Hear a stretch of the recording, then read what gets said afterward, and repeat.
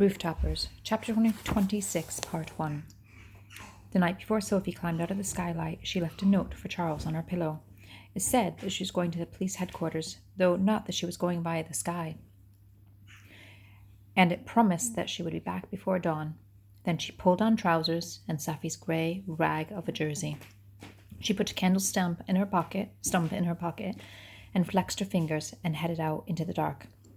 Matteo was waiting for her on the roof, hopping from foot to foot. Sophie had expected that, but under the chimney stack sat Anastasia, Sophie, and Gerard, passing round a bag of raisins.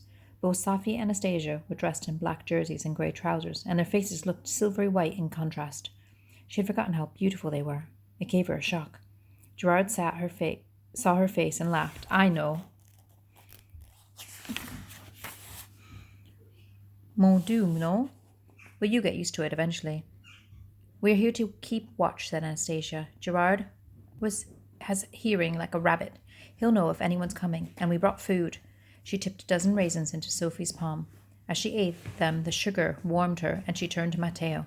"Shall I go first?" "No," said Matteo. "No, but please, I'd like to." It felt so important to do it right, but Sophie couldn't properly explain. She felt she was so close. Every thought of her mother made her quiver. Matteo said, "Do you know how to break open a window latch?" I don't know." "Then I go first." Matteo slid down a meter of drain pipe until he was level with the windowsill. Sophie lay on her stomach and watched. She didn't want to say, "Be careful." She didn't want to be a be careful sort of person. So she called, "Good luck." And after a second, unnecessarily, "We'll keep watch." Matteo was facing the wall, embracing the drain pipe with both arms. He swung one leg, then the other, to the rest on the windowsill. Pressing his body flat against the brick, one hand let go of the drain pipe and latched onto the brick. It made Sophie giddy to watch. Then the second hand swung across, and Matteo stood upright on the windowsill, balanced on his toes. Slowly he bent his knees, gripping the window pane with his fingertips, until he was crouching. The windowsill was thick, but even, so his back half was sticking out over nothing. His face, though, was as calm as a Sunday afternoon. He attacked the window latch with his penknife. "It's open!" "Good! Oh, please be!" Sophie caught herself just in time. "Wonderful!" she called. He hitched his nails under the sill and heaved. There was a ripping noise, and Matteo said, "Ach!" "What? Are you all right?" "Nothing, just a little blood." The window opened. "We'll wipe it up before we go." He rearranged himself so that he was sitting on the wall with his legs dangling inside the room. "Okay," he patted the sill. "You can come down now." Sophie copied his movements as exactly as she could. Matteo guided her foot with both hands.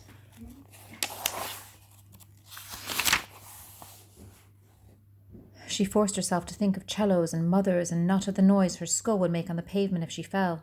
"Mothers," she whispered to herself. "Mothers are worth hunting for." Sophie ducked in through the window. The archive room was chill and dark. It felt secretive and wary. She said, "Are you coming in?"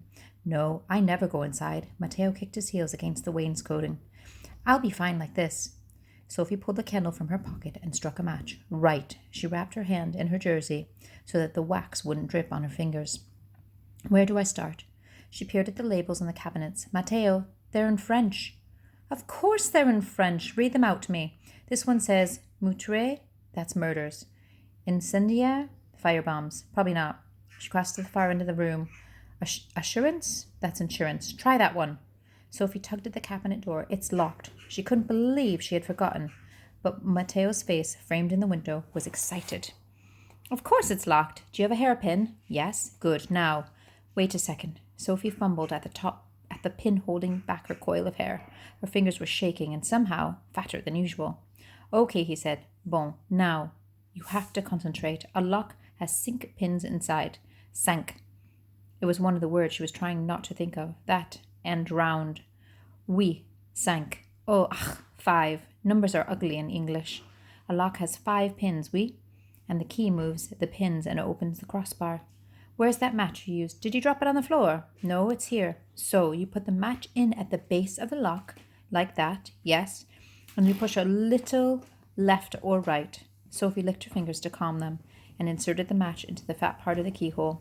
"Which one?" she whispered. "Left or right? You can feel it. It's like water. It has a flow. One way is upstream." Sophie wriggled the match. She couldn't feel anything.